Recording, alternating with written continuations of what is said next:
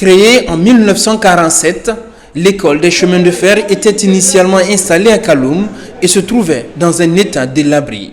À la faveur de l'avènement du CNRD au pouvoir, l'école est délocalisée ici à Simbaya, dans des locaux entièrement rénovés par l'entreprise Africa Global Logistique à hauteur de 2 milliards de francs guinéens. Un investissement qui marque un tournant dans l'évolution de cette école.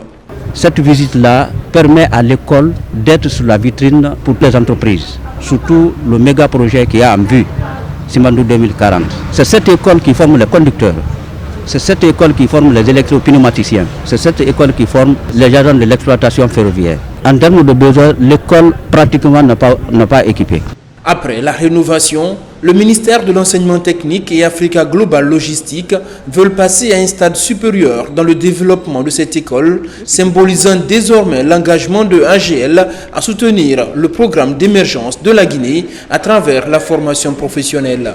On ne peut pas construire les bâtiments comme ça, ne pas les équiper. C'est la préoccupation de Madame la ministre, voir si réellement les bâtiments là sont équipés comme il est pour une école digne de chemin de fer. J'étais très ravi de venir avec la Madame ministre, de visiter le lieu et de voir qu'est-ce qu'on pouvait faire ensemble. AGL, c'est le plus de 100 ans en Afrique. On a 23 000 plus de gens.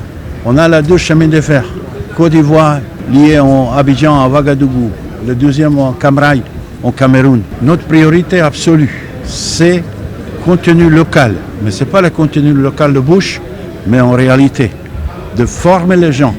Actuellement, 340 apprenants sont encadrés dans cette école de chemin de fer dont l'équipement figure parmi les priorités du département de l'enseignement technique soutenu dans son ambition par Africa Global Logistique.